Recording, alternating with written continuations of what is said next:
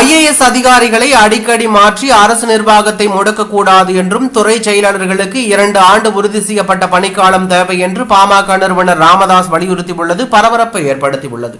தமிழ்நாட்டில் பல்வேறு முக்கிய துறைகளின் செயலாளர்கள் உள்ளிட்ட 38 IAS அதிகாரிகள் இடமாற்றம் செய்யப்பட்டிருப்பது அரசு அதிகாரிகள் மத்தியில் அதிருப்தியையும் முணுமுணுப்பையும் ஏற்படுத்தி இருப்பதாக வெளியாகியுள்ள செய்திகள் அதிர்ச்சி அளிக்கின்றன. கடந்த ஜனவரி 31ஆம் தேதி 31 அதிகாரிகள் மாற்றப்பட்ட நிலையில் அடுத்த 10 நாட்களில் 38 அதிகாரிகள் மாற்றம் செய்யப்பட்டிருப்பது தேவையற்றது. அரசு நிர்வாக வசதிக்காக அதிகாரிகளை இடமாற்றம் செய்வதற்கான அனைத்து அதிகாரங்களும் உரிமைகளும் அரசுக்கு உண்டு. ஆனால் அவ்வாறு செய்யப்படும் மாற்றங்கள் அரசு நிர்வாகத்தின் செயல்பாடுகளை மேம்படுத்துவதாக இருக்க வேண்டும், மாறாக நிர்வாகத்தின் செயல்பாட்டை முடக்குவதாக இருக்கக்கூடாது. இப்போது செய்யப்பட்டுள்ள மாற்றங்கள் அரசு நிர்வாகத்தின் செயல்பாடுகளை மேம்படுத்த எந்த வகையிலும் உதவாது.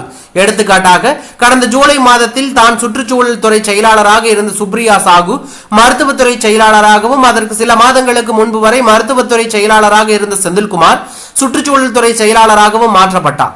அடுத்த 6 மாதங்களில் இருவரும் தங்களின் பழைய துறைகளுக்கே மாற்றப்பட்டுள்ளார்கள். அப்படியானால் என்ன காரணத்திற்காக அவர்கள் ஏற்கனவே இடமாற்றம் செய்யப்பட்டார்கள்? இப்போது என்ன காரணத்திற்காக அவர்கள் மீண்டும் பழைய துறைகளுக்கு திருப்பி அனுப்பப்பட்டுள்ளார்கள் என்ற வினா மக்கள் மனங்களில் எழுகிறது. அவற்றுக்கு விடையளிக்க வேண்டிய கடமை அரசுக்கு உள்ளது. கடந்த அக்டோபர் மாதத்தின் மின்வாரிய தலைவராக நியமிக்கப்பட்ட நந்தகுமார், உயர்கல்வித்துறை செயலாளராக நியமிக்கப்பட்ட கோபால், கடந்த ஜூலை மாதத்தில் பொதுப்பணித்துறை செயலாளராக நியமிக்கப்பட்ட மங்கத்ராம் சர்மா, தகவல் தொழில்நுட்பத்துறை செயலாளராக நியமிக்கப்பட்ட குமார் ஜெயந்த், கூட்டுறவு மற்றும் உணவுத்துறை செயலாளராக நியமிக்கப்பட்ட ராதாகிருஷ்ணன் ஆகியோர் கடந்த 3 முதல் 6 மாதங்களில் மாற்றம் செய்யப்பட்டுள்ளார்கள்.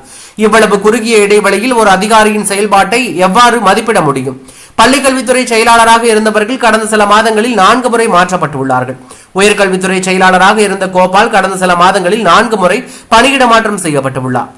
இவை அனைத்திற்கும் என்ன அடிப்படை?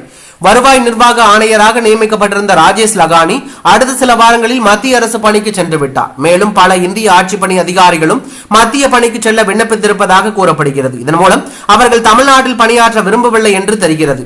இவை நல்ல அறிகுறிகள் அல்ல. ஒரு துறையில் செயலாளராக நியமிக்கப்படுபவர்கள் அந்த துறை குறித்த அனைத்து விவரங்களையும் தெரிந்து கொள்வதற்கு குறைந்தது 2 மாதங்கள் தேவை. அதன் பிறகுதான் அவர்கள் முழு வீச்சில் செயல்பட தொடங்குவார்கள்.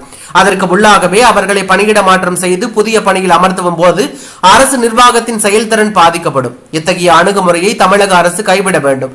காவல்துறை தலைமை இயக்குநர் பணியில் அமர்த்தப்படுபவர்கள் அந்த பதவியில் தங்களை நிலைப்படுத்திக் கொண்டு உறுதியான முடிவுகளை எடுக்க வேண்டும் என்பதற்காக தான் அந்த பதவியில் நியமிப்போருக்கு 2 ஆண்டுகள் உறுதி செய்யப்பட்ட பணிக்காலம் வழங்க வேண்டும் என்று உச்சநீதிமன்றம் ஆணையிட்டிருக்கிறது. அரசு துறை செயலாளர் பதவிகளும் காவல்துறை தலைமை இயக்குநர் பணிக்கு இணையான முக்கியத்துவம் கொண்டவைதான் என்பதால் அவற்றுக்கும் 2 ஆண்டு உறுதி செய்யப்பட்ட பணிக்காலம் வழங்க தமிழக அரசு முன்வர வேண்டும் என்று மருத்துவர் ராமதாஸ் வலியுறுத்தியுள்ளது பரபரப்பை ஏற்படுத்தியுள்ளது.